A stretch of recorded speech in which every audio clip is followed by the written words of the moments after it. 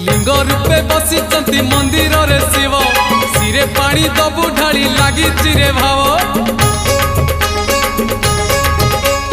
पूरण हेइछि परा आम मानसिक पांच पाଳି करी पुरे शिव अभिषेक।